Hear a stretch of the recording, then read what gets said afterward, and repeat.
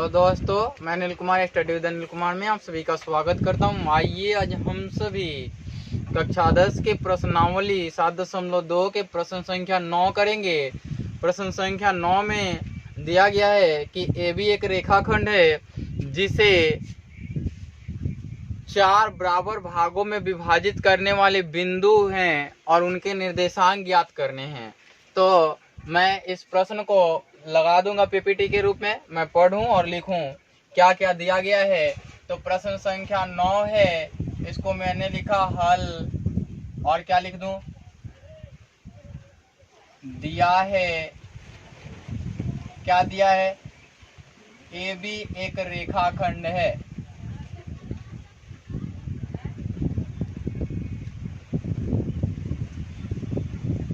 है ना।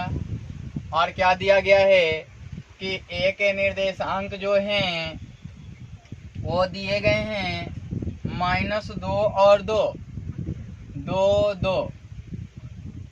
B के जो निर्देशांक हैं वो क्या दिए गए हैं, B के निर्देशांक दिए गए हैं 2, 8। है ना। कहता है कि AB रेखाखंड को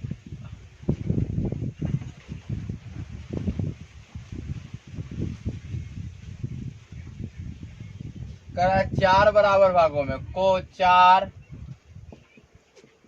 बराबर भागों में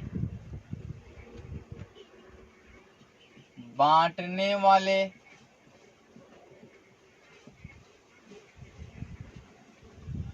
रेखाखंड के निर्देशांक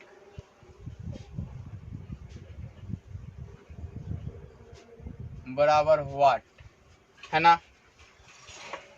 अब आते हैं, अब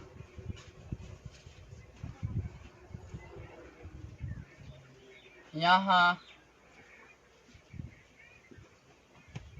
x1 बराबर -2, x2 बराबर 2, y1 बराबर 2, y2 बराबर 8। आपने देख लिया कि आपने लिखा। अब आपको पता है कि एक रेखाखंड हो जिसको 4 बराबर भागों में बांटने हैं तो कितने कट लगाने होंगे। तो जितने भी कट भागों में बांटने तो उससे कम कट लगाते हैं। तो एक कट, 2 कट, 3 कट, यानी कि एक पार्ट, दूसरा पार्ट, ये फर्स्ट पार्ट है, ये सेकेंड पार्ट है, और ये थर्ड पार्ट है, और ये फोर्थ पार्ट है।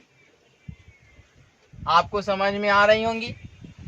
अब बताइए कि ये रेखाखंड का नाम AB है और इसका P मान लें, इसका Q मान लें, इसका R मान लें।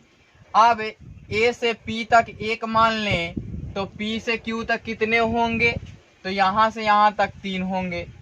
यदि आप A से Q तक 2 मान लें, है ना, और यहां से यहां तक मान लें तो कितने होंगे, तो ये भी 2 होंगे।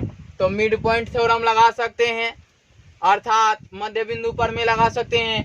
तो मध्य बिंदु प्रमेय से ये निकाल लेंगे तो यहाँ भी ये पार्ट 1 हो जाएगा, तो ये पार्ट भी 1 हो जाएगा। है ना। तो यहाँ भी मध्य बिंदु प्रमेय लगा सकते हैं। आप बहुत सारे मेथड से सीख सकते हैं, सोच सकते हैं। आप केवल सोचने का तो प्रयास करें। यहाँ भी एक पार्ट बच जाएंगे और यहाँ भी एक पार्ट बच जाएंगे। आप देख रहे होंगे किस प्रकार से ये हुआ। है ना। तो मैं मध्य बिंदु प्रमेय लगा के बनाता हूँ। ये वाली पार्ट नहीं लगाऊंगा मैं कि 1:3 और M1 M2 नहीं लगाऊंगा मैं डायरेक्ट किसके लिए लगा रहा हूँ, इसके लिए लगा रहा हूँ, इसके लिए। तो मिड पॉइंट लगा रहा हूँ। बिंदु Q का निर्देशांक पहले निकालूंगा। ऐसा नहीं है कि मैं P का निर्देशांक पहले निकालूंगा और पहले R का निर्देशांक निकालूंगा। पहले Q का निर्देशांक निकालूं, उसके बाद निकल जाएंगे। है ना। तो आते हैं और सीखते हैं और सीखने का प्रयास करते हैं। आवाज आ रही है। तो मैं बता दूं कि मध्य बिंदु पर में ही लगाऊंगा।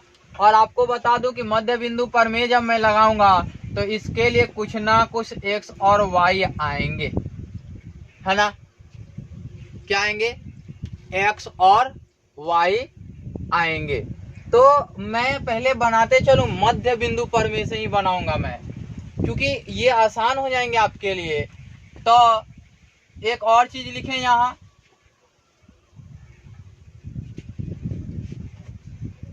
ए बी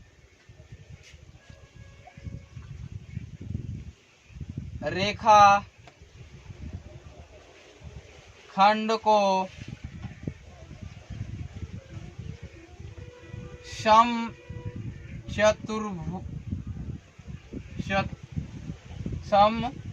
चतुर्भाजित करने वाले नहीं लिख करके 4 बराबर भागों में ही लिखे, 4 बराबर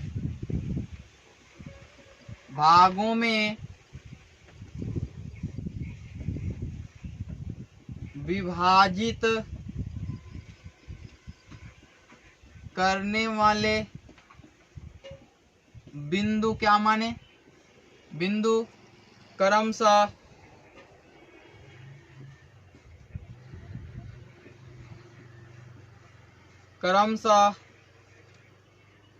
P, Q और R हैं, है ना। और आप एक रेखाखंड बनाएं ए बी। अब इस रेखाखंड को पहले मध्य बिंदु बांटे और Q कर लें, और फिर P कर लें और R कर लें। आप ये भी जानते हैं कि वो लिखने की जरूरत नहीं है। तो अब आता हूं मैं, अब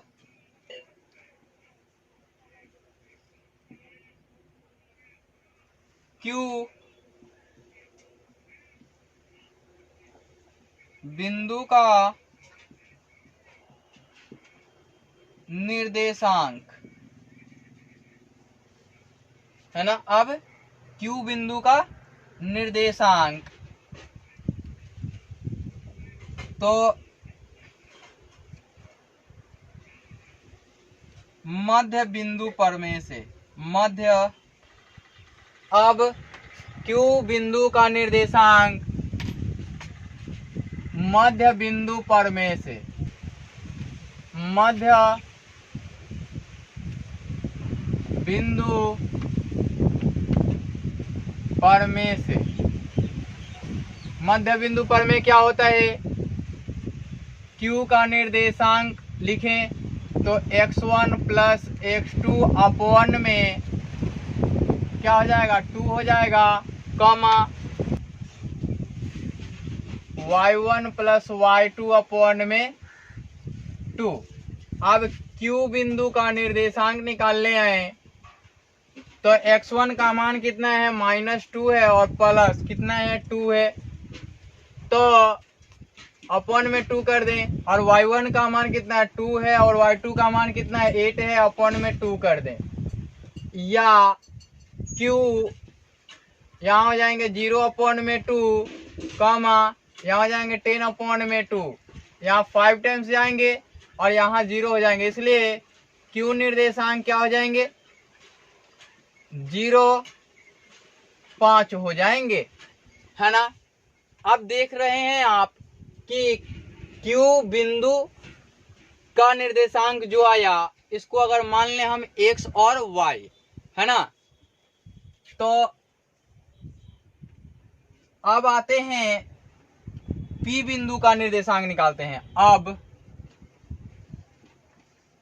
P बिंदु का निर्देशांक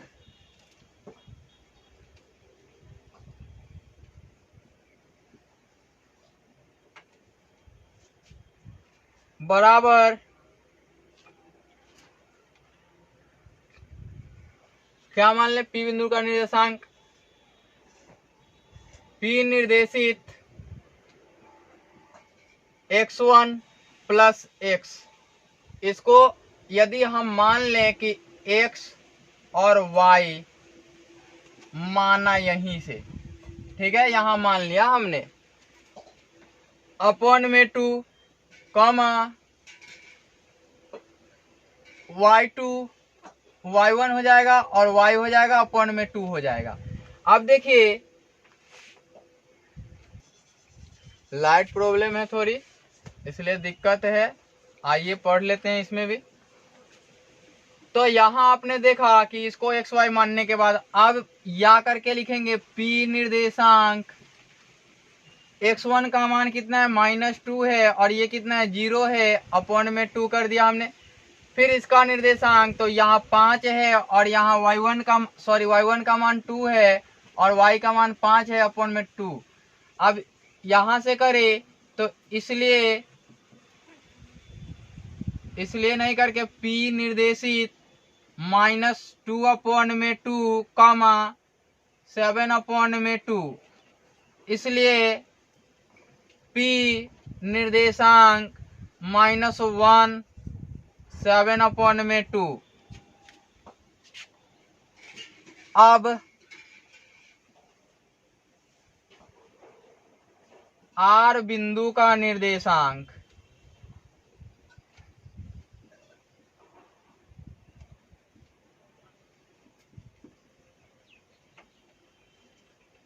फिर मध्य बिंदु ही सूत्र से आएंगे, मध्य बिंदु के सूत्र से चलेंगे तो यहां हो जाएगा x प्लस r निर्देशित x2, चूंकि ये r है तो यहां से तो x2 दिखेगा ही और ये बीच में है x2 अपॉन में 2 कामा y प्लस y2 अपॉन में 2।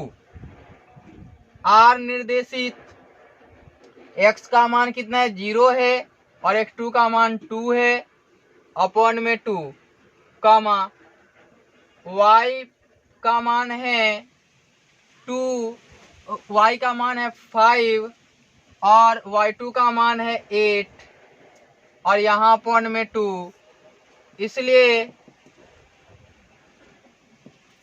r निर्देशित 1 कामा 13 अपॉन में 2। अब आप ये सोच रहे होंगे कि हमने लिख दिया, यहाँ शायद ये नहीं दिख रहा है तो यहाँ से मैं कर दूं, इसलिए r निर्देशित 1 कामा 13/2 कर दूं। ठीक है। अब आपको एक चीज मैं बता दूं कि देखिए यहाँ तो इसका निर्देशांक कितना था 0 और 5 आया था ना। अब ध्यान से देखिएगा कि यहाँ क्या था 8 था और यहाँ 2 था। ठीक है, आपको वैल्यूज निकालने हैं इनके। अब इधर बढ़ते हैं तो कितना बढ़े आप 1 बढ़ गए। ठीक है, और यहाँ 5 था तो y एक्सिस के लिए कितना बढ़ना होगा, तो y एक्सिस के लिए इसका जो y का वैल्यू होगा 2 है तो 5 और 2 7 बढ़ना होगा y के लिए, और यहाँ कितना होगा 5 और 8 13 होगा। तो देखिए 13, और यहाँ से यहाँ तक बढ़े तो यहाँ भी 1 हुआ और ये माइनस में होगा, चूंकि ये मूल बिंदु हो गया तो मूल बिंदु के बाईं ओर माइनस होता है ना और दाईं ओर प्लस होता है ना। तो लिख सकते हैं, मैं यहाँ लिख दूं, जगह उधर नहीं है इसलिए मैं यहाँ एडजस्ट करता हूँ इसको, और आप लोग भी लिख लेंगे, नीचे की ओर लिखेंगे। ऐसा नहीं कि मैं घेर के बीच में लिखा तो आप लिख लें, इसके नीचे आप लिखेंगे, क्या लिखेंगे, अतः P निर्देशांक -1 कामा 7/2, Q निर्देशांक 0 और 5 आ जाएंगे, और R निर्देशांक क्या हो जाएंगे 1 और 13/2 हो जाएंगे। ये आपके फाइनल आंसर्स हो जाएंगे। इस प्रकार से आप बना सकते हैं, अन्यथा आप विभाजन फॉर्मूला लगाएं, अंतः विभाजन फॉर्मूला, इसमें बाह्य विभाजन फॉर्मूला भी यूज कर सकते हैं, आप जो चाहें करें। ठीक है, आप करके देखें, अन्यथा सिलेबस समाप्त हो जाने के बाद मैं नया नया तरीका तो नहीं कहूंगा उसको, मैं कहूंगा कि उसमें आपको सोचने की क्षमता बढ़ाते हुए मैं उसको कुछ अलग तरीके से सॉल्व करूंगा। लोग कहा करते थे कि 5 तरीकों से कोई भी प्रश्न 6 तरीकों से सॉल्व होते हैं, बशर्ते आपको सोचने की एबिलिटी होनी चाहिए। आपकी एबिलिटी डेवलप हो जाएंगे, आप खुद ही सोचने लगेंगे। बताइए, मैं यहां से यहां तक आपको मैं समझा दूं इसी में कि यदि यहां से मैं यहां तक ले लूं, ठीक है, और फिर मैं यहां से यहां एक रेखा ले लो आप, और 1 2 3 यहां से यहां तक ले लो, तो ये m की वैल्यू हो गई, ये n की वैल्यू हो गई, और यहां से यहां तक m की वैल्यू। तो m माइनस n वाली फॉर्मूला नहीं लगा सकते क्या आप इस बिंदु के निर्देशांक निकालने के लिए? तो बाह्य विभाजन फॉर्मूला से भी बन सकता है, अंतः विभाजन फॉर्मूला से भी बन सकता है, और भी सारे ढेर मेथड होते हैं। इसको केवल आप विजुअलाइज करके सोच के निकाल सकते हैं, ऐसा करके कि आप इसको क्यू बिंदु सम चतुर्भाज करने वाले अर्थात कि 4 बराबर भागों में बांटने वाली बिंदु तो निर्देशित कर लेते हैं। अब ये देखें कि ये आता है यहाँ से, अगर एक्स एक्सिस का निर्देशांक एक निगेटिव एक पॉजिटिव हो तो डायरेक्ट निकल जाता है, वो भी मैं डेवलप करा दूंगा, आपके अंदर बिल्डअप कर दूंगा। आज के लिए इतना ही, फिर मिलते हैं अगले वीडियो।